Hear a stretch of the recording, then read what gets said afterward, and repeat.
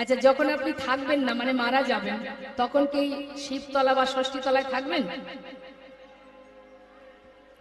তার মানে আগে কোথায় ছিলাম জানি না, আবার মারা যাবার পর কোথায় যাব তাও জানি না। তাহলে এটা আমার ঠিকানা হয় কি করে? এটা আমার ঠিকানা কি করে হয় বলুন? যেখানে দুদিনের জন্য থাকা সেটা তো আমার ঠিকানা হতে পারে না। এখন আমাদের এই যে বাড়িতে এসেছে, এই দাদা বাইরে থাকেন অনেক দূরে, সেখানেও আমরা গিয়েছিলাম বোম্বেতে। তো দাদা ভাইকে যদি কেউ জিজ্ঞাসা করে যে আপনার ঠিকানা কোথায়, তিনি তো সোজা আমাদের হাওড়ার কথা বলে দেবেন, তাই তো, যে সেটাই আমার বাড়ি, ওখানে আমার ঠিকানা, এখানে কার্যসূত্রে আমি আছি, তাই তো মা? হরি হরি। তাহলে ঠিকানা কি সে ভুলেছে? না, তার ঠিকানা কোথায় সে জানে, কিন্তু আমরা সব অজ্ঞান হয়ে পড়ে আছি, আমাদের আসল ঠিকানা আমরা কেউ জানি না। তার মানে আমাদের প্রকৃত জ্ঞান কারোরই নেই।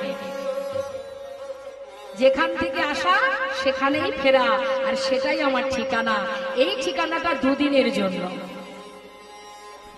দুদিনের জন্য। এখানে আধার কার্ড দেখানো যাবে ঠিকানা চাইলে, কিন্তু যেখান থেকে এসেছে সেখানে আধার কার্ড চলবে না। তাহলে আমার ঠিকানা, আসল ঠিকানা কোথায়? যেখান থেকে এসেছি। এটা বুঝবো কোন দিন? যেদিন নিজের চিত্তকে শুদ্ধ করতে পারবো। তাই তো শাস্ত্র বলছে, রাম ভক্ত তুলসীদাস, मन की तरंग को मार लो, बस हो गया भजन। मन की तरंग को मार लो, মনের চঞ্চলতাকে দূর করো, দূর করে মনের চঞ্চলতাকে দূরীভূত করে যখন নিজেকে স্থির করতে পারবে, বাস হো গয়া ভজন, তখনই তুমি ভজনের পথ খুঁজে পাবে, তোমার ঠিকানা খুঁজে পাবে।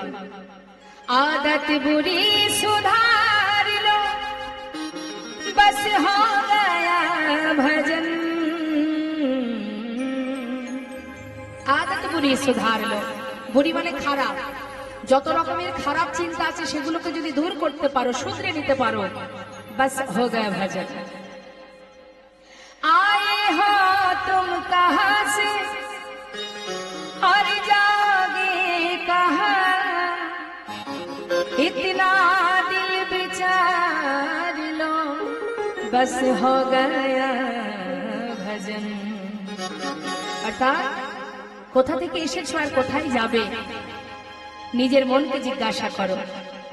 এখানে তো আমি ছিলাম না, এখানে আমি থাকবো না, তাহলে আমার ঠিকানা কোথায়? নিজের মনকে জিজ্ঞাসা করো, বাস হো গয়া ভজন। এটাই তোমার ভজনের পথ দেখিয়ে দেবে। তাই বৈষ্ণব মহাজন বললেন, আমরা প্রত্যেকে অজ্ঞান হয়ে পড়ে আছি, প্রকৃত জ্ঞান আমাদের কারোর নেই। মায়ার সংসারে মায়ার বালিশ মাথায় দিয়ে মোহ ঘুমিয়ে আছি। তাই আমাদের মুক্তির একটাই পথ, গুরুচরণ আশ্রয় করে চলতে ফিরতে, জীবনে যতটুকু সময় এই দেহে প্রাণ আছে, অর্থাৎ আমি আছি, তত সময় শ্বাসে প্রশ্বাসে হরিনাম মহামন্ত্র জপ করো। এসেছিলাম কি জন্য? কৃষ্ণ ভজিবার করে, সংসারে আইনো। কোথায় এসেছি আমরা? সংসারে কৃষ্ণ ভজন করব বলে, তাই তো? দেখবেন অনেকে কথায় কথায় বলে বসে, যদি কেউ বলে যাবি নাকি, চল যাই কীর্তন শুনে আসি, বলে কীর্তন শুনতে গেলে হবে, সংসার করেছি। অনেকে বলে সংসার করেছি বাবা, সংসার করেছি, এখনকার কীর্তন শোনার সময় আছে? হরি বল। একবার বিচার করে দেখুন তো, সত্যি কি সংসার আমরা করেছি? সংসার কি ছিল না? আমি আসার পরে হয়েছে কি না? তাহলে আমি আসার আগে সংসার ছিল তো মা? আবার আমি যখন মারা যাব, সংসার কি আমার পিছনে পিছনে চলে যাবে, আমার সাথে যাবে? তাহলে সংসার সংসারের জায়গায় থাকবে। আমি যেমন এসেছিলাম সংসারে, আবার চলেও যাব, সংসার আমার সঙ্গে যাবে না। অর্থাৎ সংসার আমিও করিনি, আমার পিতাও করেনি, আমার ঠাকুর দাদাও করেনি। এসেছি কোথায়? সংসারে। কি জন্য এসেছি? কৃষ্ণ ভজিবার তরে, ভগবানের নাম করব বলে এসেছি। 84 লক্ষ জনে ভ্রমণ করে ভগবানের কাছে কি চেয়েছিলাম? ভগবানের কাছে কি চেয়েছিলাম? যে আমাকে মানব কুলে জন্ম দাও। কি জন্য? সংসার করব, তার জন্য চেয়েছিলাম। বলেছিলাম কি যে বাড়ি করব, গাড়ি করব, ব্যাংক ব্যালেন্স করব, আমাকে মানব কুলে জন্ম দাও, এই জন্য চেয়েছিলাম না। কি বলেছিলাম? কৃষ্ণ ভজন করব, তোমার নাম করব। একটা বনের পশু তোমার নাম করতে পারে না, দুহাত দিয়ে তোমায় সেবা দিতে পারে না। তুমি যদি মানব কুলে জন্ম দাও, তোমার দেওয়া হাত দিয়ে তোমার সেবা দেব, তোমার দেওয়া বদনে তোমার নাম গাইব। কথা দিচ্ছি প্রভু, কথা দিয়েছিলাম। কবে কথা দিয়েছি? যখন কীট কুলে, পশু কুলে, পক্ষী কুলে জন্ম ছিল আমাদের। এই মানব জন্মটাই প্রথম নয় আমাদের, এর আগে অনেকবার এসেছি। ৮০ লক্ষ জনি কীট পতঙ্গ হয়েছে, ৮৪ লক্ষ জনি ভ্রমণ করেছি। জলজার অবলক্ষণে স্থাবরা বিংশতি, কৃমিয়া রুদ্র সংখ্যক পক্ষিণং ১০ লক্ষকম, ৩০ লক্ষানি পশু মানুষ্য ২৪ লক্ষানি মানবা। পশুকুলে, কীট কুলে, পক্ষী কুলে জন্ম পেয়েছি। একটা বনের পশু সে যদি ঠাকুর ঘরে প্রবেশ করে, আমার দিকে তাকাবেন, ঠাকুর ঘরে যদি কোনো বনের পশু প্রবেশ করে, আমরা কি তাকে যেতে দেব? দেব না। পশুর অধিকার নেই মন্দিরের ভিতরে প্রবেশ করা, কারণ সে পূজা করতে জানে না, পূজা করতে পারে না, বা তার নাম গাইতে পারে না, তাই তো? কিন্তু একটা মানুষ যদি ঠাকুর ঘরে যায়, আমরা বাধা দেব? তাহলে ভগবানের সেবার উপযুক্ত জন্ম কোনটি? মানব জন্ম। কিন্তু আমরা যে ভগবানের সেবা দেব বলে, তার নাম করব বলে এসেছিলাম, এসে কি তার নাম করতে পারছি আমরা? আমরা যে ভগবানের দাস, আমরা যে কৃষ্ণ চরণের দাস, সেটা কি আমাদের মাথায় আছে? সবাই আমরা মায়ার দাস হয়ে বসে আছি। দাস যারা হয় তাদের কাজ কি হয়? আমরা যদি ভগবানের দাস হব, আমাদের কর্মটা কি? দাসত্ব করা। তা যারা দাসত্ব করে, যারা দাস দাসী হয়, তারা কি করে? মালিকের সেবা করে, মালিকের কথা শোনে, মালিকের কথা মতো চলে, তাই তো? যারা দাস দাসী হয়, তাহলে আমরা যদি ভগবানের দাস হব, আমাদেরও তো উচিত তার নাম করা, তার দেখাশোনা করা, তার সেবা করা, তার ভালো চাওয়া। কিন্তু আমরা কি তার দাস হতে পেরেছি? বরং আমরা সবাই মায়ার সেবা করে যাচ্ছি, মায়ার দাসত্ব করে যাচ্ছি। কিন্তু মায়া আপনাকে ততক্ষণ ভালোবাসবে, কতক্ষণ? যত সময় আপনার ক্ষমতা থাকবে।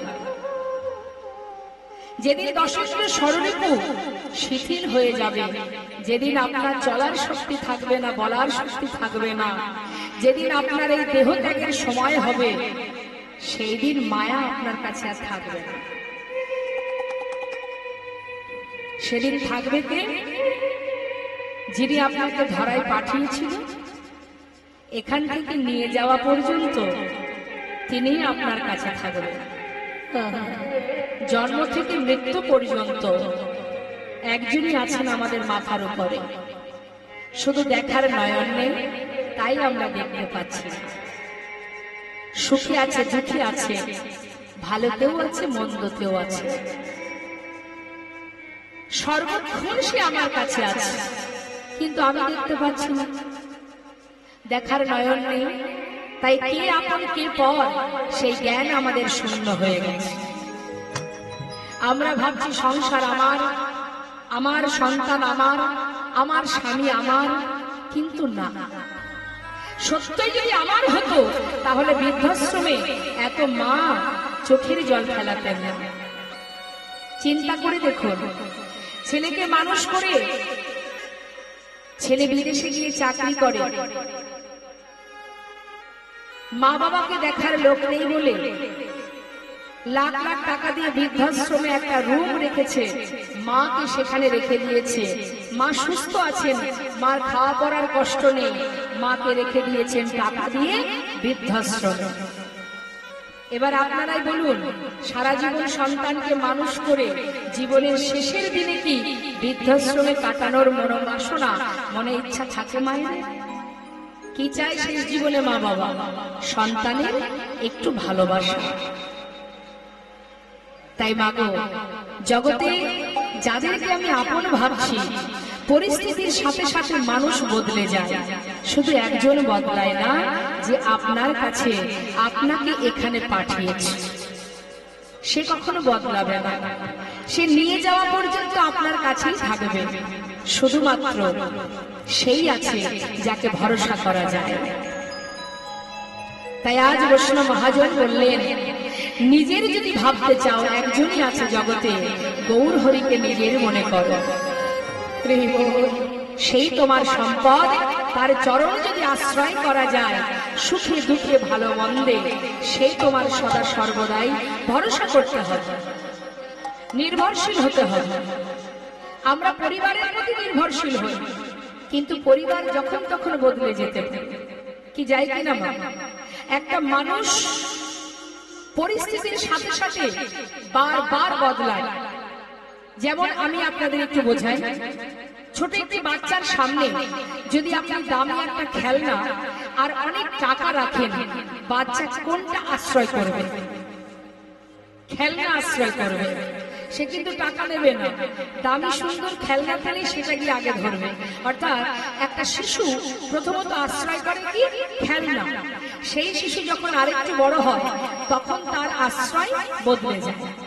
কি বদলায় না? তখন তার আশ্রয় হয় বিদ্যা, লেখাপড়া, সারাদিন বই খাতা নিয়ে ছুটবে, তাই তো? এবার এই ছেলেটি যখন আরো বড় হবে, তখন কিন্তু সময়ের সাথে সাথে পরিস্থিতির সাথে সাথে আবার বদলাবে। তখন সে কি আশ্রয় করবে? বিবাহ হবে, ছেলে মেয়ে হবে, কোথায় গেলে টাকা রোজগার করতে পারবে, তখন টাকার পেছনে ছুটবে। তখন কিন্তু আর ওই ছোটবেলার খেলনা নিয়ে থাকবে না। তাহলে পরিস্থিতির সাথে সাথে বদলাচ্ছে তো মানুষ। হ্যাঁ, কবার বদলালো? 3 বার হয়ে গেল। সেই মানুষটি যখন বৃদ্ধ হয়ে যাবে, বাবা, চলার শক্তি থাকবে না, ঘরের এক কোণে বসে থাকবে, দিন গুনবে, জমের সঙ্গে লড়াই করবে। তখন যদি কোনো ব্যক্তি গিয়ে তাকে বলে যে তোমাকে আমি 5 লক্ষ টাকা দেব, জীবনে যা যা স্বপ্ন আছে পূরণ করে নেবে, আর যে কটা দিন এই পৃথিবীতে এখনো বেঁচে থাকবে, আর তো বেশি সময় নেই, এই কদিন তুমি তোমার পরিবারের কাছে থাকতে পারবে না, বরং কি আমি অনেক টাকা দেব, সেই টাকাগুলো নিয়ে তোমার জীবনে যা যা স্বপ্ন পূরণ হয়নি সেগুলো তুমি পূরণ করে নাও। কি চাইবে সে? টাকা নিয়ে সব পরিবার ছেড়ে চলে যাবে, নাকি জীবনের শেষ মুহূর্তে এসে বলবে আমার টাকার দরকার নেই, যে কদিন বাঁচবো আমি যেন আমার সন্তানের কাছে থাকতে পারি? তাহলে সেই সময় টাকার পিছনে আর ছুটবে? তাহলে আশ্রয় কবার বদলাচ্ছে মা? সারা জীবনে আমরা পরিস্থিতির সাথে সাথে বারবার বদলে যাই। তাই জগতে তুমি যাকেই আশ্রয় করো না কেন, যে কোনো কারণবশত সে বদলে যেতে পারে। শুধু একজন বদলায় না, একজন শুধু বদলায় না, সুখে দুঃখে ভালো মন্দে সর্বক্ষণ তোমার কাছে থাকবে। শুধু তুমি ভরসা করো। বলছে যদি কেউ হরিনাম করে তার অজ্ঞানতার অন্ধকার দূর হয় গুরুচরণ আশ্রয় করে। গুরু কৃপা হয়েছে আপনাদের? মানে গুরু মন্ত্র নেওয়া হয়েছে? হয়েছে তো? কৃষ্ণ মন্ত্রে যারা দীক্ষিত হন তাদের গলায় গুরুদেব তুলসীর মালা পরান। আছে তো তুলসীর মালাটা গলায়? আছে? নেই? ছিঁড়ে গেছে? তুলে রেখেছেন?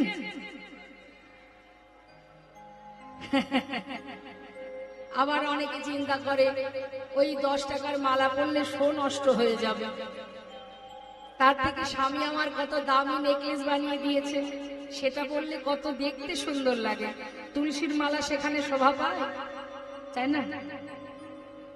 তা তুলসীর মালা পরতে গেলে সমস্যা আমাদের, লোকে বলবে কি? লোকের জন্যই সব শেষ হয়ে গেল, তাই না? লোকে কি বলবে? হরি বল হরি বল। লোকের চিন্তায় কৃষ্ণ ভজনে যাব তাতেও বাধা। তাই এটা শুধু আমার আপনার নয়, রাধারানীরও ছিল। কৃষ্ণ ভজনে যেতে গেলে তার অনেক বাধা সহ্য করতে হয়েছে, কিন্তু হাল ছেড়েছে সে? হরি বল। পরের কথায় কিবা আসে যায়, মিছে দাগা তুমি পেও না। কৃষ্ণ নামে অনেক বাধা মা, অনেক বাধা, কিন্তু যে বাধা অতিক্রম করতে পারে সেই তো পরম ভক্ত হতে পারে। অত সহজ ভক্ত হওয়া? লোকে বলবে তুলসীর মালা পরেছিস, বড় ভক্ত হয়ে গেছিস, ব্যাস। মানে আমি কি করব না করব, কোনটাতে আমি ভালো থাকবো সুখে থাকবো, আমার জীবনের সুখের রিমোট অন্য লোকের হাতে, তাই না? একবার যদি রিমোটটা টিপে দিয়েছে, ব্যাস মন মেজাজ খারাপ হয়ে গেল। তার একটা প্রমাণ দিই। মনে করুন কোন একটা বাড়িতে, অনুষ্ঠান বাড়িতে আপনি যাবেন, 2 ঘন্টা ধরে আপনি আপনার আয়না, ঘরের আয়নার সামনে সাজছেন, একটার পর একটা ড্রেস বের করছেন, ম্যাচিং করছেন, কোনটার সঙ্গে কোনটা ম্যাচ হবে। 2 ঘন্টা ধরে সেজেও আপনার শান্তি হচ্ছে না। যাই হোক, নিজের ঘরে, এই কথাটা বলার পিছনে কারণ আছে, মন দিয়ে শুনবেন। আমাদের সুখের রিমোটটা অন্যের হাতে, তার কারণ এটাই। সেজে গুজে 2 ঘন্টা পরে যখন ভাবলাম যে না, এবার আমি ঠিক সেজেছি, আমার সবকিছু ম্যাচ হয়েছে বা আমার দেখতে ভালো লাগছে, নিজের মন থেকে নিজে খুশি হলাম, ঘর থেকে বেরিয়ে পথে দাঁড়াতে দাঁড়াতেই যদি পাশের বাড়ি থেকে কেউ বলে বসে একবার, ইস সব ঠিক আছে, এই শাড়িটা একদম মানায়নি, হয়ে গেল। বলুন দেখি, আমি 2 ঘন্টা ধরে সাজগোজ করলাম, আমি নিজের থেকে নিজে খুশি, কে কি বললো আমার মাথা খারাপ হয়ে গেল, মন খারাপ হয়ে গেল, সেই বাড়িটা যাওয়া হলো না, রাগ করে ঘরে চলে গেলাম। কিন্তু আপনি যদি খুব খারাপ সাজেন, পাড়ার লোক যদি বলে হেভি লাগছে, ব্যাস কি খুশি। তা এই হচ্ছে আমাদের সমস্যা, আমি নিজে থেকে নিজে খুশি সেটা নয়। লোকে যদি বলেছে কিরে কীর্তন শুনতে যাচ্ছিস, অতি ভক্তি চোরের লক্ষণ, হয়ে গেল, লজ্জায় যেতে পারলাম না। হরিবাসরে বসে সবাই হরিনামে করতালি দিচ্ছে, আমি দিতে পারছি না, কেন? লোকে কি বলবে? চলতে গেলে লোকের চিন্তা, পড়তে গেলে লোকের চিন্তা, খেতে গেলে লোকের চিন্তা। জেনে রাখবেন, নিজে যেটা ভাববেন যে আমি এটা করছি এটাই ঠিক, আপনার ভাবনাটাই আপনার কাছে ঠিক, ঠিক আছে? বিশেষ করে যদি আপনি ভক্তি রাজ্যে প্রবেশ করেন। শ্রীমতী রাধারানী গোবিন্দ সেবায় যাওয়ার সময় সিঁদুরটাকে মুছে সুবল বেশে গিয়েছিলেন গোবিন্দ সেবায়, ছলনা করে গিয়েছিলেন সূর্য পূজার ছলা করে গোবিন্দ দর্শনে। যদি গোবিন্দ দর্শনের জন্য কোনো ছলাও করতে হয় মা, তাতেও কোনো অপরাধ হয় না, জেনে রাখবেন। তাই কখনো ভক্তি রাজ্যে প্রবেশ করতে গেলে মাথায় রাখবেন অনেক বাধা আসবে, অনেক বাধা। শুধু তাই নয়, যারা ভগবানকে ভালোবাসে তাদের অনেক কষ্ট পেতে হয়, কিন্তু ভেঙে পড়লে হবে না। ভগবান বললেন, যে করে আমার আশ আমি তার করি সর্বনাশ, তথাপিও যে না ছাড়ে আমার পাশ, আমি হই তার দাসানুদাস। জীবনে, সংসার জীবনে চলতে গেলে যেমন অনেক কিছু পরীক্ষা দিতে হয়, তো ভগবানের ভক্ত হতে গেলেও জীবনে অনেক পরীক্ষা দিতে হয়। তা আজ বৈষ্ণব মহাজন বললেন, হরিনাম যদি তুমি করতে পারো, তোমার অজ্ঞানতার অন্ধকার দূর হয়ে যাবে। অজ্ঞানতার অন্ধকার মানে, তাহলে কি আমরা সবাই অজ্ঞান হয়ে আছি? কি মনে হয়, আপনারা কি অজ্ঞানে আছেন? সবাই সজ্ঞানে আছেন তো? বাহির পানে চোখ মেলেছি, সর্বত্রই খুঁজেছি, কিন্তু তুমি যে হৃদয় মন্দিরে বসে আছো আমি সেটা দেখতে পাই। আজ মহাজন বললেন, হে জীব, একবার যদি কোনো জীব গৌর চরণকে নিজের সম্পদ মনে করতে পারে, আর বদলে যদি হরিনাম মহামন্ত্র জপ করতে পারে, কলিযুগে হরিনাম ছাড়া নাহি আর ধর্ম, সর্বধর্ম সার নামে শাস্ত্র মর্ম। হরিনাম করো, আর কিছু করতে হবে না। ধ্যান, তপস্যা, যাগ, যজ্ঞ, পূজা অর্চনা যেটাই করো না কেন, সমস্ত রকমের শুভ কর্মের যে ফল অর্থাৎ যে কৃপা, এক হরিনামে লাভ করা যায়।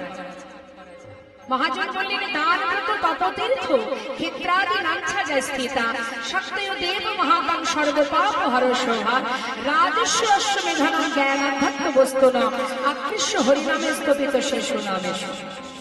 অর্থাৎ আপনি যদি ব্রত করেন তার একটা পুণ্য অর্জন করবেন, যদি যজ্ঞ করেন তাতে একটা পুণ্য ফল আছে, যদি আপনি তপস্যা করেন, সাধনা করেন, যেটাই করুন না কেন, দান করুন, সবকিছুর একটা পুণ্য আছে।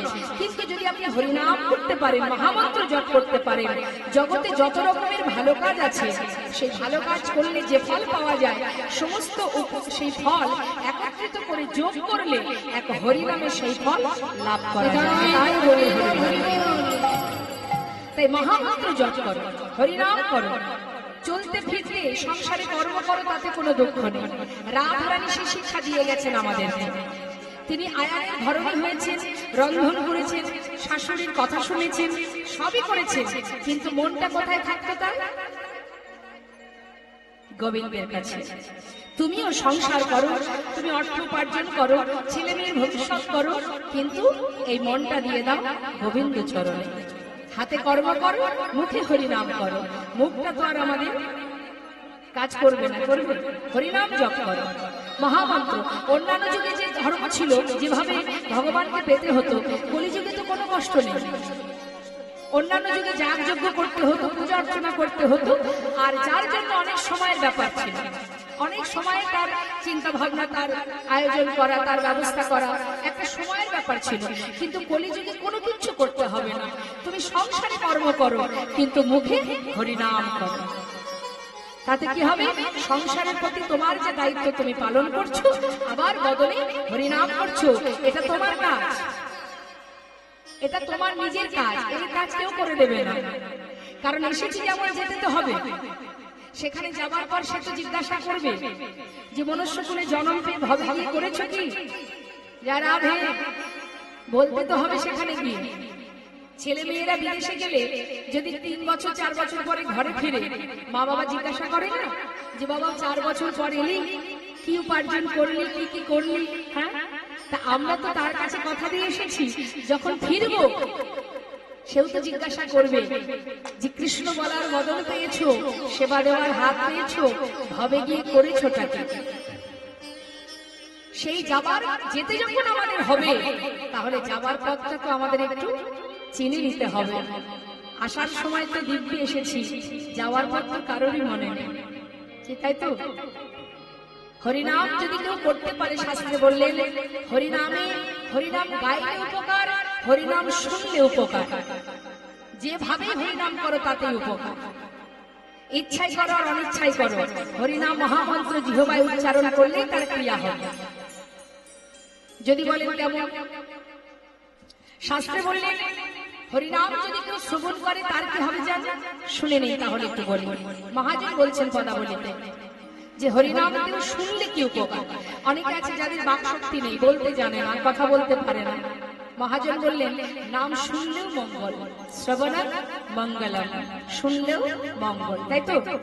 সরস্বতী পূজার সময় ব্রাহ্মণ যখন মন্ত্র পাঠ করান, সব মন্ত্রের অর্থ আপনারা জানেন, কিন্তু পাঠ তো করেন। কেন করেন? ব্রাহ্মণ যখন পূজা করেন বসে থাকেন যে বলতে পারি বা না পারি, শুনলেও মঙ্গল। হ্যাঁ, তা কি বলছে মহাজন পদাবলিতে? শ্রী গৌরাঙ্গের মধুর লীলা,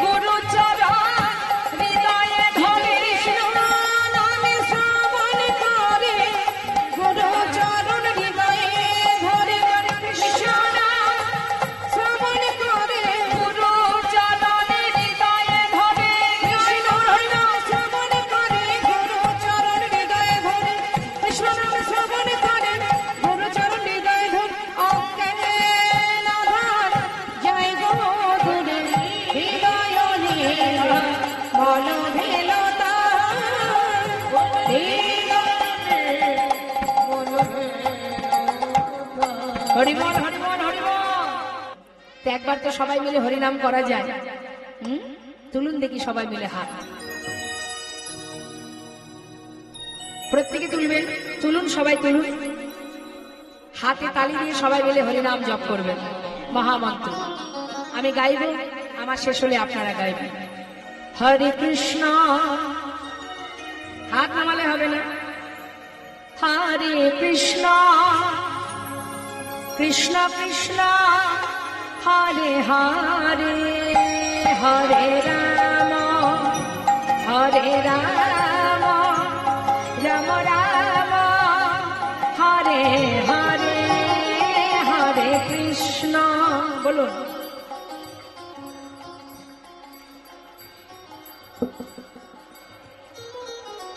আরেকটু জোরে।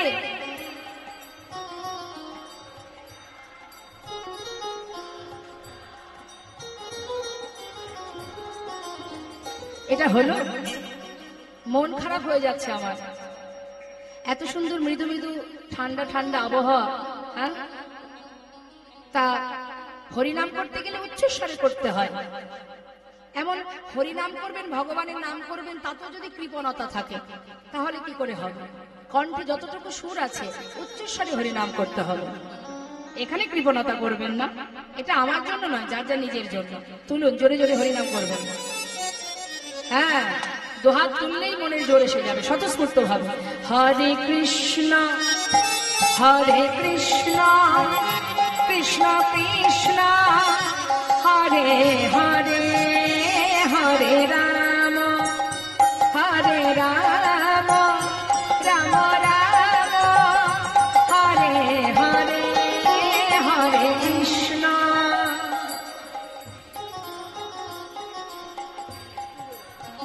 হরি বল হরি বল হরি বল। বাবা, এই তো খুব মিষ্টি কণ্ঠ। আরেকটু জোরে। হরে কৃষ্ণ হরে কৃষ্ণ কৃষ্ণ কৃষ্ণ হরে হরে, হরে রাম হরে রাম, রাম রাম হরে হরে, হরে কৃষ্ণ।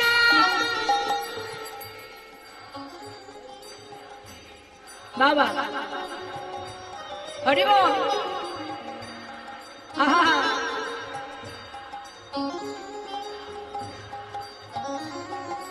হরি বল।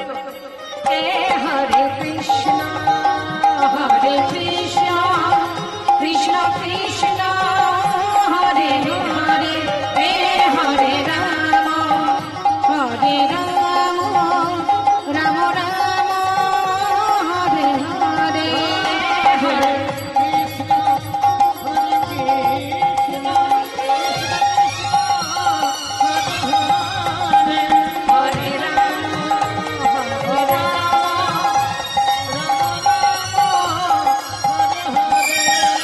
হরে কৃষ্ণ হরে কৃষ্ণ হরে হরে,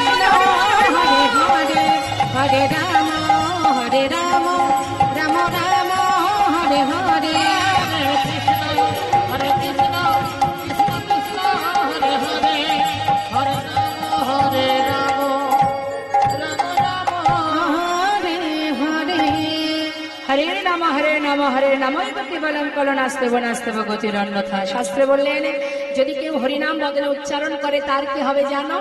যে গৌরাঙ্গীর নাম লয় তার হয় কৃষ্ণ প্রেমোদয়, অর্থাৎ হৃদয় মাঝে কৃষ্ণ প্রেমের উদয় হয়। আসুন, আমরা গৌর কথা শুনছিলাম, চলে যাব লীলা কথায়। তার আগে আমরা যে মহাজন এই পদাবলীটা লিখেছেন তার চরণে সবাই মিলে একবার প্রণাম জানিয়ে তারপরে প্রবেশ করব।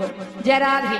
শ্রী গৌরাঙ্গের ভক্তগণে নিত্য সিদ্ধ করি মনে, শ্রী গৌরাঙ্গের ভক্তগণে নিত্য সিদ্ধ করি মনে, সে যায় ব্রজেন্দ্র সুত পাশে রে, সে যায় ব্রজেন্দ্র সুত পাশে রে, সে যায় ব্রজেন্দ্র সুত পাশে রে, সে যায় ব্রজেন্দ্র সুত পাশে রে, সে যায় ব্রজেন্দ্র সুত পাশে। আহা গৌর মণ্ডল ভূমি যে বাজানে চিন্তামন, গৌর মণ্ডল ভূমি যে বাজানে চিন্তামন, গৌর মণ্ডল ভূমি যে বাজানে চিন্তামন, গৌর মণ্ডল ভূমি যে বাজানে চিন্তামন। তার হয় ব্রজধামে বাস রে, তার হয় ব্রজধামে বাস রে, তার হয় ব্রজধামে বাস রে, তার হয় ব্রজধামে বাস রে, তার হয় ব্রজধামে বাস। শোনো শোনো, গৃহেতে বনেতে থাকো হাগরঙ্গ বলে ডাকো, গৃহেতে বনেতে থাকো হাগরঙ্গ বলে ডাকো, গৃহেতে বনেতে থাকো হাগরঙ্গ বলে ডাকো। নরতম মাগে তার সঙ্গ, নরতম মাগে তার সঙ্গ, নরতম মাগে তার সঙ্গ, নরতম মাগে তার সঙ্গ, নরতম মাগে তার। ঠাকুর নরোত্তম দাসের পদাবলী দিয়ে গৌরচন্দ্রিকা আস্বাদন করলাম। এবার চলে যাব আমরা লীলা কথায়। তো লীলা কথায় যেতে গেলে আমাদের বৃন্দাবনে যেতে হবে। যেহেতু কলির জীব মিলন হয়েছে বৃন্দাবনে, তাই আমরা বৃন্দাবনে চলে যাব সবাই মিলে একটি ভজন শুনতে শুনতে। কেমন? যা রাধে শ্যাম, যা রাধে রাধে। বলুন দেখি বৃন্দাবনের রাজাকে, বৃন্দাবনের রাজাকে মা?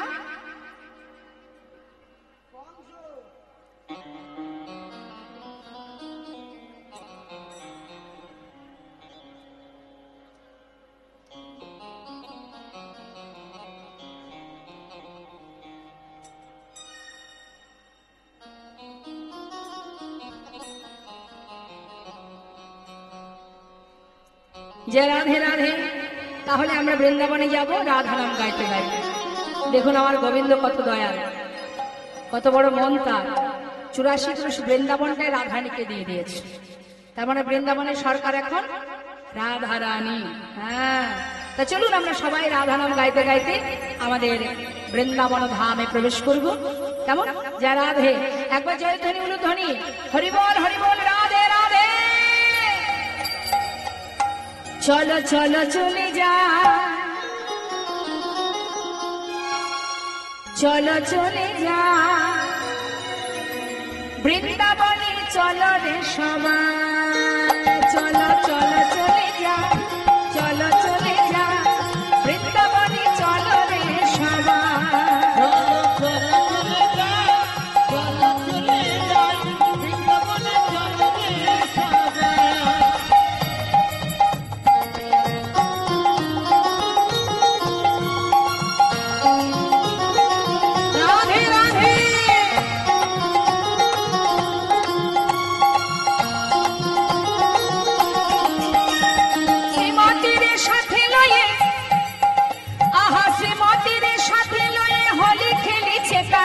চলো চলে যাই বৃন্দাবনে, চলো রে সবাই। চলো চলো চলে যাই বৃন্দাবনে, চলো রে সবাই। রাধে রাধা রানী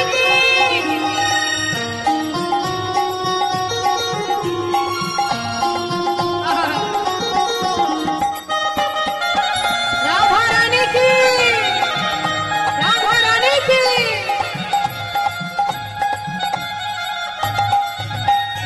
বসন্তেরই লাগে পরশ গিরিধারের মনে,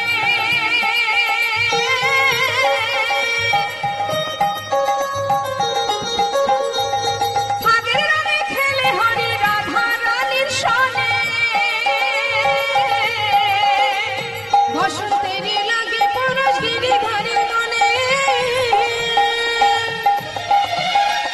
ফাগের রঙে খেলে হরি রাধা রানীর সনে। রঙিন হল কানুর রঙে, আহা রঙিন হল কানুর রঙে, আয়ানের ঘরণী তাই চলো চলে যা।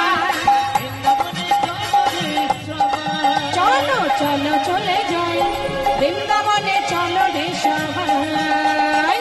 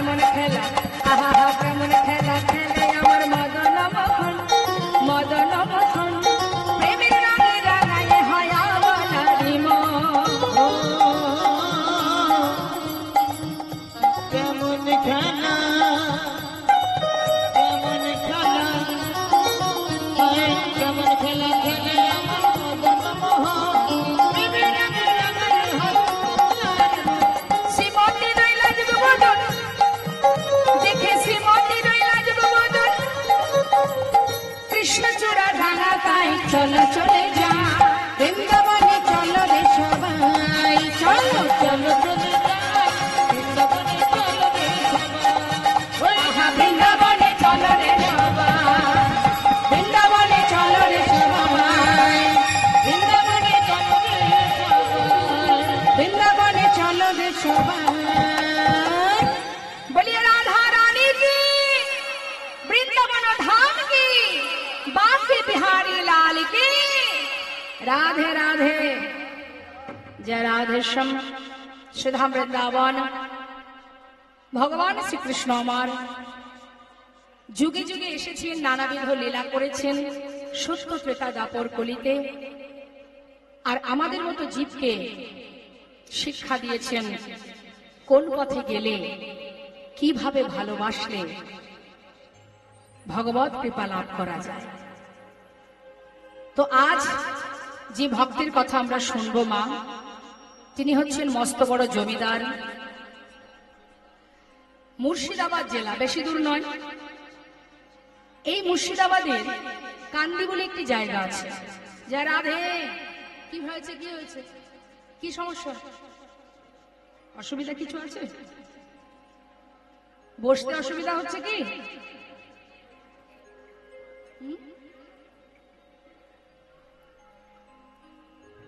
বসতে যদি অসুবিধা হয়, আমার এখানে অনেক জায়গা আছে, চলে আসতে পারেন, কিন্তু মন দিয়ে কথা শুনতে হবে। মাথা নাড়ালে আমারও নড়বে। শুনুন, মুর্শিদাবাদের একটি জায়গা আছে, যেটার সেই জায়গাটির নাম কান্দি। সেই কান্দির মস্ত বড় জমিদার লালা বাবু। এই লালা বাবুর পিতা ছিলেন প্রাণ কৃষ্ণ সিংহ, ঠাকুর দাদা ছিলেন গঙ্গা গোবিন্দ সিংহ, আর লালার নাম ছিল কৃষ্ণচন্দ্র সিংহ। ঠাকুর দাদা ভালোবেসে নাম দিয়েছিল লালা। এখন এই যে ছেলেটি মা, ছোটবেলা থেকে একটু ভক্তি মার্গে, মানে ভগবানকে ভালোবাসতেন, প্রভুর নাম করতেন, মানুষের প্রতি একটু তার দয়া ছিল, মানে কারণ কষ্ট দেখলে সহ্য করতে পারত না, দয়ালু। এখন সেই ছোট্ট ছেলের বয়স যখন 12 বছর,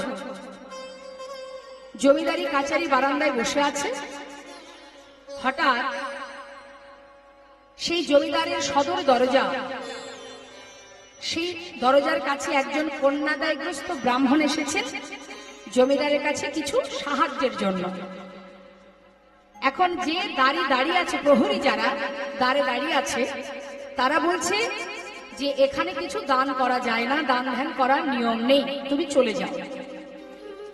কিন্তু সেই কন্যাদায়গ্রস্ত ব্রাহ্মণ তিনি বারবার দুবাহু প্রসার করে দুটি হাত বাড়িয়ে বারবার বলছে, বাবু আমাকে কিছু দান করুন, আমি কন্যাদায়গ্রস্ত পিতা, ব্রাহ্মণ, আমি কিছু সাহায্য করুন। বললাম না এখানে কিছু দান করা যাবে না, জমিদারের নিষেধ আছে, দান ধ্যান করা যাবে না, এখানে কোনো কথাই সে শুনছে না। বারবার যখন হাত বাড়িয়ে দান চাইছে, তখন সেই দাঁড়ি তাকে বারবার তাড়িয়ে দিচ্ছে। আর এই কাণ্ডটা দেখছে কে? ওই 12 বছরের ছেলেটি লালা। চিৎকার করে বলে উঠলেন, দাঁড়ি তুমি ওনাকে তাড়িয়ে দিচ্ছ কেন? বাবু উনি এসেছেন কিছু সাহায্যের জন্য, কিন্তু ওনাকে কিছু দেওয়া যাবে না, এটা আমাদের জমিদার বাবুর নিষেধ আছে। কেন দেওয়া যাবে না? তিনি একজন অসহায় পিতা, জাতিতে ব্রাহ্মণ, কন্যাদায়গ্রস্ত, তিনি এসেছেন জমিদারের কাছে সাহায্যের জন্য, তাকে কেন ফিরিয়ে দেবে? আমি তোমায় বলছি, তুমি আমার পিতাকে গিয়ে বলো সে যেন 1000 টাকা এই ব্রাহ্মণকে দান করে দেয়। এই কথা শোনা মাত্রই দাঁড়ি ভিতরে গিয়ে যেই না প্রাণকৃষ্ণ সিংহকে বললেন, প্রাণকৃষ্ণ সিংহ মনে মনে ভাবলেন, আমি যে নিষেধাজ্ঞা আমি চালু করলাম, যেটা আমি যে নিয়মটা বেঁধে দিলাম, সেই নিয়মটা ভঙ্গ করলো আমার পুত্র 12 বছরের ছেলে লালা। এত বড় স্পর্ধাও পিতৃবাক্য লঙ্ঘন করে দেয়। শোনো, 1000 টাকা ব্রাহ্মণকে দিয়ে ওকে বিদায় দাও, আর আমার ছেলেকে জানিয়ে দাও যতদিন নিজে রোজগার করতে না শিখবে ততদিন পিতৃ সম্পদের কোনো কিছু দান করবার ইচ্ছাটুকু যেন প্রকাশ না করে। এই কথাটা যখনই লালার কানে গেছে, লালাও তো এমন পিতার সন্তান, বাবা যেমন সন্তানও তো তেমনই হবে। সেও প্রতিজ্ঞা করে ফেললেন, দাঁড়ি আমার পিতাকে জানিয়ে দাও, যতদিন আমি রোজগার করতে না শিখব পিতৃ সম্পদের কোনো কিছু কাউকে দান করব না। প্রতিজ্ঞা করলাম। সেই দিন থেকে মনে মনে প্রতিজ্ঞা হয়ে গেল, যার এত ধনৈশ্বর্য, যার এত অর্থশালী, যে এত বড় জমিদার, তার মন কেন এত ছোট? এমন এমন নিষ্ঠুর মনের পরিচয় সে দিল। যার সন্তান আমি আর তার মুখ দর্শন করব না। রাগ করে, পিতার প্রতি অভিমান করে, মুর্শিদাবাদ ত্যাগ করে সেই 12 বছরের ছেলে লালা সেখান থেকে চলে এলো বর্ধমান জেলায়। একটা ফেরেশতাদারে 20 টাকা বেতনে কাজ করতে শুরু করে দেয় ওই ছোট্ট ছেলে লালা। মাত্র 20 টাকা। সেই 20 টাকা বেতনে কাজ করতে করতে ছেলেও যেমন বড় হচ্ছে, বাবারও বয়স হচ্ছে।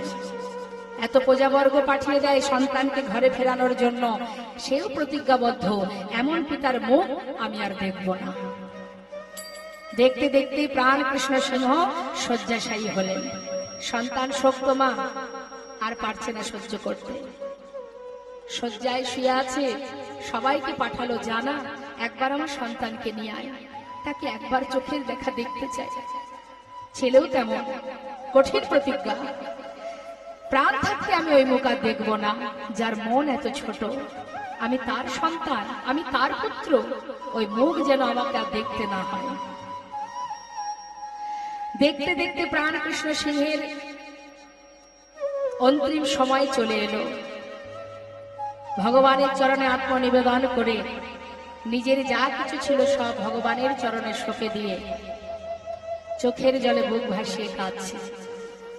এমনই একটা মুহূর্ত, না পাচ্ছে সন্তানকে কাছে, সময় হয়ে গেছে চলে যাওয়ার।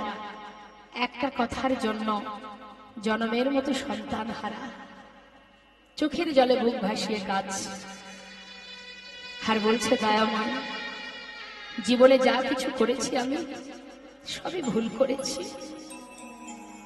একটি ভুলের জন্য সন্তান হারিয়েছি। যা কিছু আমার আমার করে আমি আগলে রেখেছি সে তো আমার নয়। কি গো মা, আমরাও বুঝবো এগুলো? কখন বুঝবো বলুন তো? যখন আমাদেরও সময় ঘনিয়ে আসবে। এখন আমরা বলবো যে আমার এই আছে ওই আছে, আমি করেছি তাই পেয়েছো, আমি না করলে কোথায় পেতে, বলি না আমরা? জেনে রাখবেন, আমরা কিছুই করিনি, তোমার কর্ম অনুযায়ী তুমি ফল পেয়েছো। কিন্তু তোমার ভিতরে যদি অহংকার এসে যায় যে তুমি করেছো, যেদিন তোমার ভিতরে অহংকার আসবে সেই দিন থেকে একটু একটু করে তোমার পতন হতে শুরু হয়ে যাবে। তাই সেই জমিদার প্রাণ কৃষ্ণ সিংহ শয্যায় শুয়ে শুয়ে কাঁদছে। রক্ষা করো হে তুমি হে ভগবান, এ জগতে সবই কিছু তোমারই তো দান। বলো এ জগতে সবই কিছু তোমারই তো দান। রক্ষা করো হে তুমি ভগবান, এই জগতে সবই কিছু তোমারই তো দান। তুমি আছো হরি এই বিশ্ব চরাচরে, তুমি আছো হরি এই বিশ্ব চরাচরে, শেষের দিনে হরি ডাকি গো তোমারে। তুমি আছো হরি বিশ্ব চরাচরে, শেষের দিনে হরি ডাকি গো তোমারে। রক্ষা করো হে ভগবান,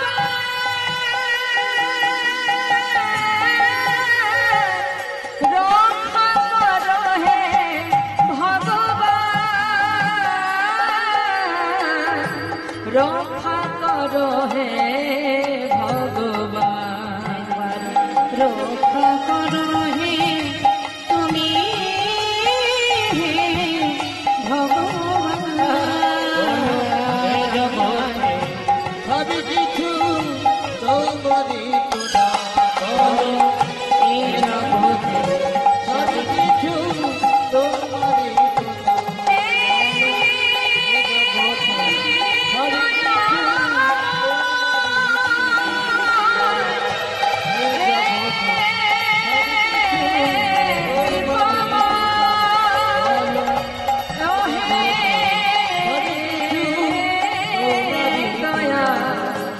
ওগো দয়াময়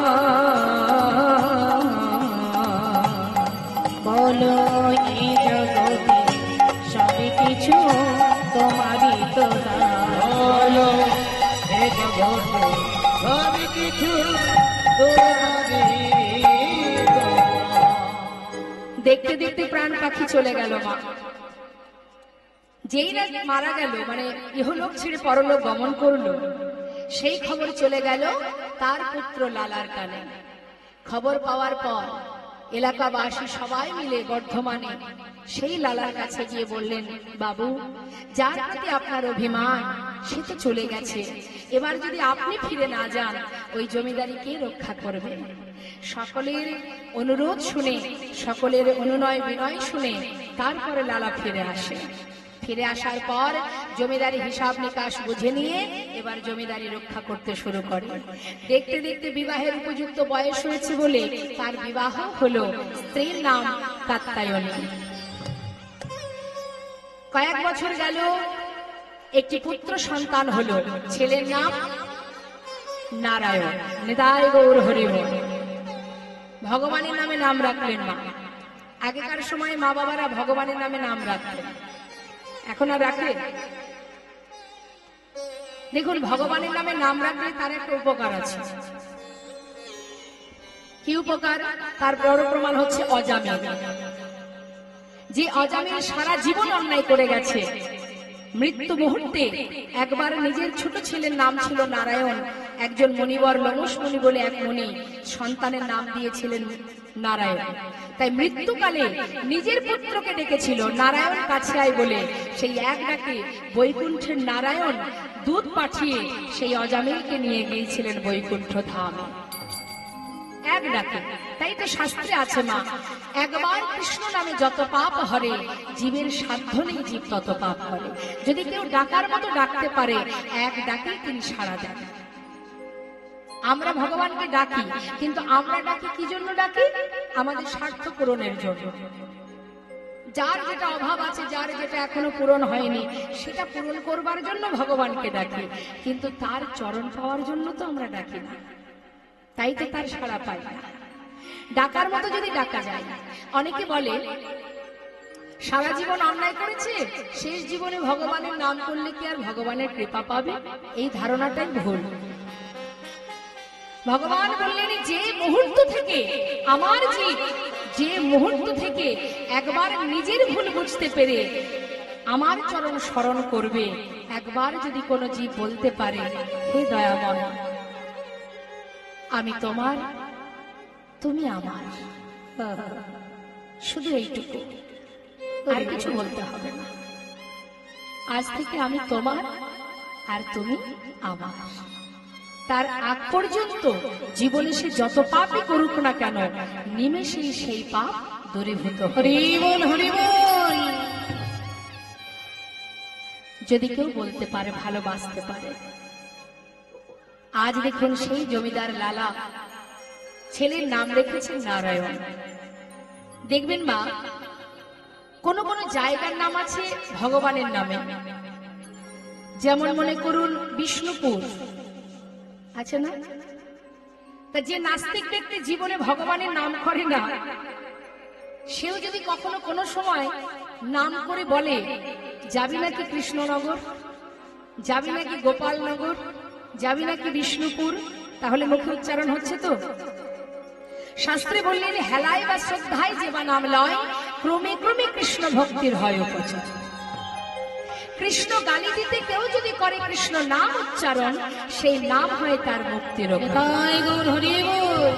তুমি যেভাবেই বলো না কেন, দেখবেন যারা নাস্তিক হয়, সাধুদেরকে দেখলে ব্যঙ্গ করে, হরে কৃষ্ণ বলেন। এইভাবে যদি ব্যঙ্গ করতেও থাকে, তাতেও তার মঙ্গল। তাই সন্তানের নাম ভগবানের নামে রাখলে কি হয়?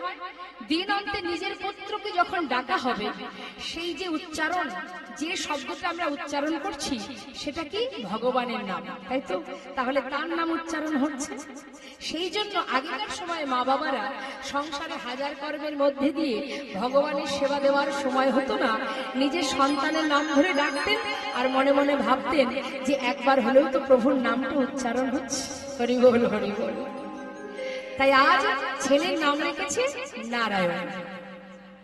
আর কি, তার একটা পালিতা কন্যা আছে যার নাম সুমতি।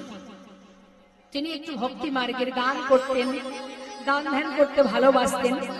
এমন দয়ালু মন সেই লালা সুন্দরভাবে জমিদারি রক্ষা করেন, সবাইকে রক্ষা করেন। এদিকে হঠাৎ একদিন তার দ্বারে এসে দাঁড়ালো একজন ভিখারি। এসে চিৎকার করে বলে উঠলেন, ভিক্ষাং দেহি। যেই না বলেছে, লালা নিজেই নেমে এসেছেন দরজার কাছে।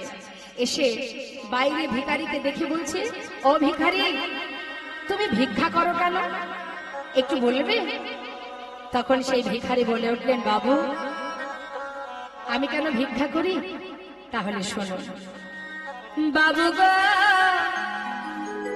বাবু গো,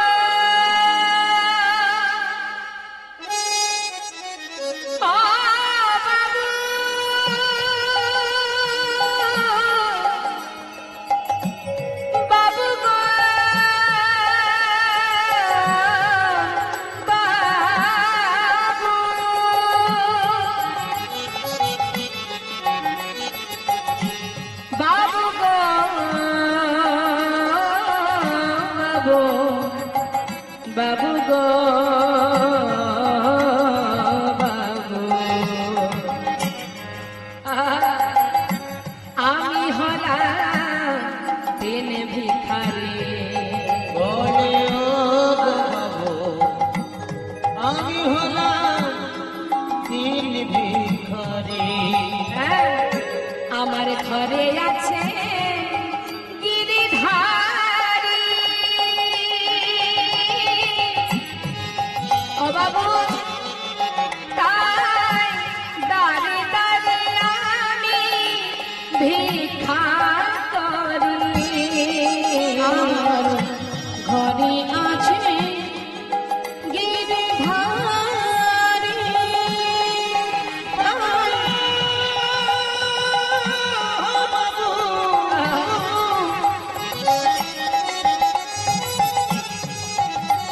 বাবু, হরি বল, বাবু।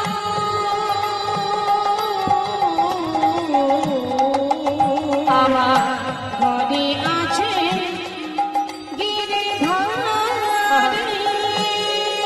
তাই দাঁড়ে দাঁড়ে ভিক্ষা করি। তার সেবা দিয়ে পাই গো প্রসাদ। তার সেবা দিয়ে আমি পাই গো প্রসাদ। বাবু, এই তাই আমার রীতি। আমি হলাম ও আমি হলাম দিন ভিখারি। বলে ও আমি হলাম। দাঁড়াও দাঁড়াও দাঁড়াও, তুমি ভগবানের সেবা দিয়ে প্রসাদ পাও, ঠিক আছে, দাঁড়াও। জমিদার লালাবাবু কি করেছে মা, অনেক দামি দামি রত্নের একটা পুটুলি বেঁধেছে, বেঁধে ভিখারির হাতে দিয়েছে। ও ভিখারি, এগুলো নিয়ে যাও। এতে কি আছে বাবু? অনেক মূল্যবান রত্ন আছে, যাও তোমায় দিলাম, তুমি নিয়ে যাও। বাবু, এটা দিয়ে কি হবে? কেন, আমার মতো ধনী হয়ে যাবে? যাও, বেশ, তাহলে আমি আসি বাবু। মাথায় করে নিয়ে যাচ্ছে। বেশ কিছুটা পথ গেছে মা, লালা কিন্তু দরজার কাছে দাঁড়িয়ে আছে। ভিখারিকে যতদূর দেখা যায়, কিছুটা পথ যাবার পর সেই পুটুলিটা নিয়ে তিনি দূরে জঙ্গলে ছুঁড়ে ফেলে দিয়েছে। যেই না ফেলে দিয়েছে, পিছন থেকে দেখেছে জমিদার লালা। বলে উঠলেন, ভিখারি, তোমাকে ভালোবেসে এত সুন্দর একটা দামি সম্পদের পুটুলি বেঁধে দিলাম, আর তুমি এইভাবে সব ফেলে দিলে? কেন ফেলে দিলে বলো, কেন করলে তুমি এই কাজ? করজোড়ে ভিখারি বললেন, বাবু, আমাকে ক্ষমা করে দিন। বাবু, আপনার দেওয়া মূল্যবান সম্পদ যখন আমি মাথায় করে নিয়ে যাচ্ছিলাম, হঠাৎ কে যেন আমাকে পিছন থেকে বারবার ডেকে বলল, কিরে, এগুলো নিয়ে কোথায় যাচ্ছিস? ও, তুইও জমিদারের মতো ধনী হতে চাস? দেখ, আমি তো কোনোদিন তোকে বলিনি আমার জন্য রাজভোগ এনে দে। আমি তো কোনোদিন বলিনি ক্ষীর ননি মাখন এনে আমাকে দে। দাঁড়ে দাঁড়ে ভিক্ষা করে যা পাস আমি তো তাতেই খুশি। ফেলে দে। এই মোহের মধ্যে যদি একবার তোর মন ডুবে যায়, তুই যে গোবিন্দ ভজন ভুলে যাবি। সত্য কথা মা, আমাদের যখন কিছুই থাকে না তখন একমাত্র ভগবানই আমাদের সার হয়।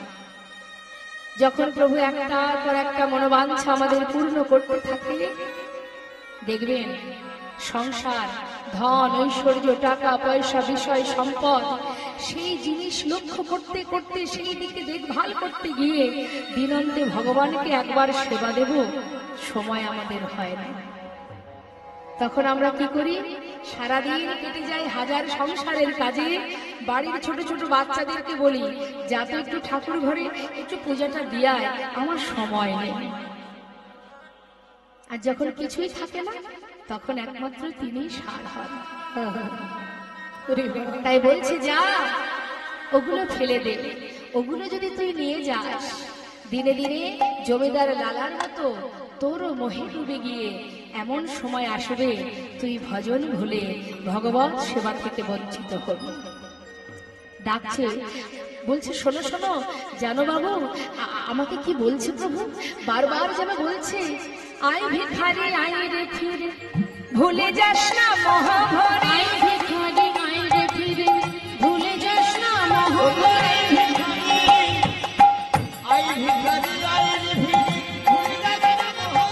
গোবিন্দ সেবার বেলা বয়ে যায়, ওই গোবিন্দ সেবার বেলা বয়ে যায়। অতর গোবিন্দ সেবার বেলা বয়ে যায়।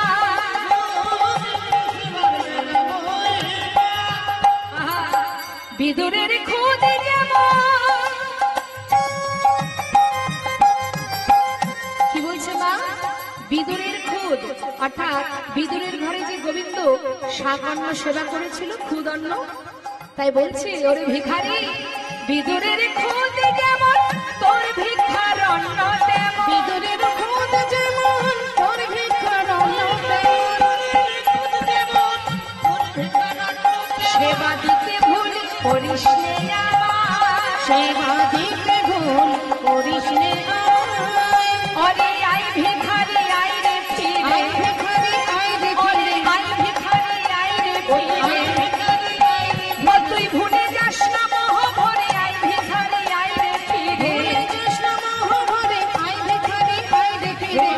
ভুল করিস নে সেবা দিতে ভুল করিস নে আমায়।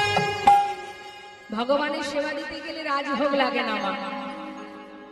আপনি ভক্তি ভরে যেটাই দেবেন ভগবান তাতেই সন্তুষ্ট হন, শুধু যদি ভালোবেসে দিতে পারেন, আর কিছু লাগবে না। ভক্তি ভরে ভালোবেসে তুমি যেমনটা দেবে তিনি তাতেই খুশি। তার একটা সুন্দর প্রমাণ আপনাদের বলি, শুনুন। বেশি দূর নয়, বর্ধমান শ্রীখণ্ড নিবাসী মুকুন্দ দাস, যিনি ভালো কবিরাজি জানতেন, যার ছেলের নাম রঘুনন্দন, বয়স তার 12 বছর, ঘরে আছে গোপীনাথ। আর এই কবিরাজি করে তিনি যা পান তাতে কোন রকমে গোপীনাথের সেবা এবং পরিবারকে নিয়ে দিন কেটে যায়। এখন ছেলের বয়স 12 বছর, গ্রামে একজন অসুস্থ। আগেকার সময় তো এত মেডিসিন ছিল না, কোনো ব্যক্তি অসুস্থ হলে গ্রামের ভিতরে কোনো বৈদ্য কবিরাজকে ডাকতে হতো। এখন গ্রামে একজন অসুস্থ হয়েছে বলে মুকুন্দ দাস তার ডাক পড়েছে, যেতে হবে। তা তিনি মুখে হাত দিয়ে চিন্তা করছে যে আমি একা মানুষ, কোন দিকে যাব? একদিকে আমার ঘরে গোপীনাথের সেবা, আর একদিকে আমার একজন অসুস্থ, আমি একা মানুষ, কোন দিকে যাব? তখন 12 বছরের ছোট্ট ছেলেটি জিজ্ঞাসা করছে বাবাকে, বাবা তুমি কি কিছু চিন্তা করছো? হ্যাঁ। কি ভাবছো? বাবা বলছে, তুই বুঝবি না। কেন বুঝবো না? তুমি বললেই বুঝবো, বলো কি হয়েছে?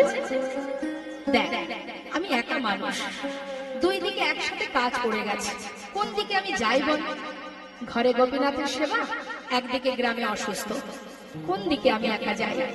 বাবা, এক কাজ করো, গ্রামের কাজ তো আর আমি পারবো না, তুমি চলে যাও গ্রামের কাজে, আর ঘরে গোপীনাথের সেবা ওটা না হয় আজ আমি দিয়ে দেব।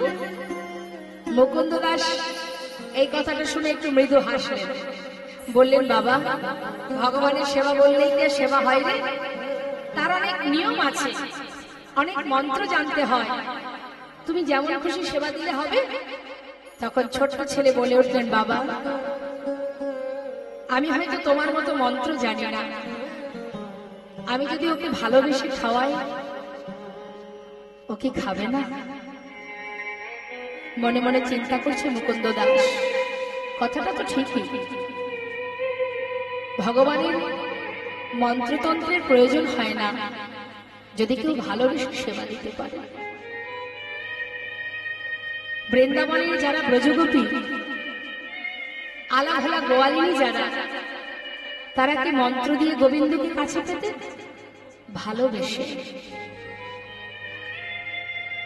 মুকুন্দ দাস মনে মনে ভাবলেন, কথাটা তো ঠিকই বলেছে আমার ছেলে, ভালোবেসে যদি খাওয়াই কেন খাবে না? সবার ঊর্ধ্বে তো ভক্তি, তাতে আর মন্ত্রের কি বা প্রয়োজন? যা, মনে মনে ভাবছে ঠিকই, আমার ছেলে ঠিকই বলেছে। হ্যাঁ রে রঘুনন্দন, শোন বাবা, আমি রান্নাটা করতে পারিনি, তুই আজকে কোন রকমে রান্না করে গোপীনাথের সেবাটা দিয়ে দিস, আর আমি যাচ্ছি গ্রামে, ফিরে এসে প্রসাদ পাবো। ঠিক আছে বাবা, তুমি চিন্তা করো না, তুমি চলে যাও। মুকুন্দ দাস কিন্তু চলে গেলেন। আর এদিকে জীবনে কোনোদিন যে রান্না করেনি মা, সেই 12 বছরের ছেলে আমাদের অনেকেরই ঘরে আছে, সে গেছে রন্ধনশালা, গিয়ে দেখছি সবকিছু সাজানো, রান্না হয়নি। কি করবে? সমস্ত ব্যঞ্জন এক পাত্রে ঢেলে দিয়ে কোন রকমে রান্না বসিয়েছে।